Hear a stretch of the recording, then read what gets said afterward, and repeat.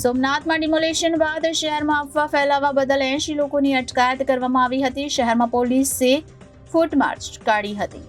સોમનાથમાં થયેલા મેગા ડિમોલેશનના પગલે જોડિયા શહેરમાં જંપાભરી શાંતિ જોવા મળી રહી છે. ત્યારે કાયદો અને શાંતિ જળવાઈ રહે તે માટે સમી સાંજ જિલ્લા પોલીસ વડા મનોહરસિંહ જાડેજાની આગેવાનીમાં સંવેદનશીલ વિસ્તારોમાં મોટા પોલીસ કાફલા અને એસઆરપી જવાનો સાથે ફૂટ પેટ્રોલિંગ કર્યું હતું. આ તકે લોકોએ કોઈ અફવામાં આવવું નહીં અને ફેલાવી નહીં. સોશિયલ મીડિયા મારફત શાંતિને ખલેલ પહોંચાડનાર 8 વ્યક્તિઓને ડિટેન કરી કાયદેસરની કાર્યવાહી હાથ ધરવામાં આવી હતી. ત્યારે સોમનાથમાં ડિમોલેશન બાદ શહેરમાં અફવા ફેલાવવા બદલ 80 લોકોની અટકાયત કરવામાં આવી હતી. તો શહેરમાં પોલીસે ફૂટ માર્ચ કાઢી હતી. તો સોમનાથમાં ડિમોલેશન બાદ અફવા ફેલાવવા બદલ 80 લોકોની અટકાયત કરી હતી. હાલ કાયદેસરની કાર્યવાહી હાથ ધરવામાં આવી છે. વેરાવળ અને પ્રભાસ પાટણ બંનેમાં અમારો બંદોબસ્ત જે છે મજબૂત અને પૂરતા અધિકારીઓ કર્મચારીઓ સાથે ચાલુ છે. આજે અમે અત્યારે સાંજે ફૂટ પેટ્રોલિંગ વેરાવળના વિસ્તારમાં, પ્રભાસ પાટણના વિસ્તારોમાં પણ કર્યું છે. લોકોને આપના માધ્યમથી મારી અપીલ છે કે કોઈ જ ખોટી અફવાઓમાં ન પડે. સોશિયલ મીડિયામાં કોઈ ખોટી કોમેન્ટ કે ખોટા મેસેજ ફોરવર્ડ ન કરે.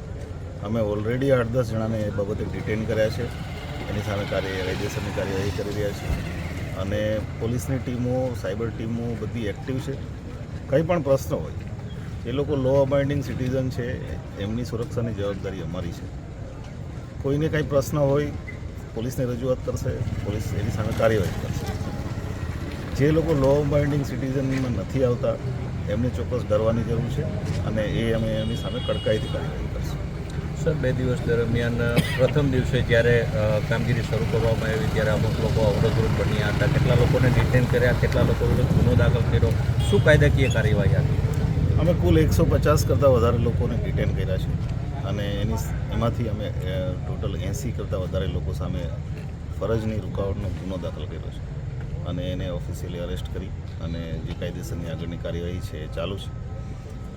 એ સિવાય જે લોકો ડિટેન કરેલા હતા એ બધાને એમની બેકગ્રાઉન્ડ જોઈને અને એમને જવા દીધા છે. અમે સતત એમની સાથે જે સોશિયલ લીડર્સ છે, જે સામાજિક આગેવાનો બીજા પણ છે, એ બધા સાથે સંપર્કમાં છીએ અને કોઈ જ લો એન્ડ ઓર્ડરનો પ્રોબ્લેમ નથી. પરિસ્થિતિ સંપૂર્ણપણે કંટ્રોલ છે. Bureau report Janadesh news, Somnath.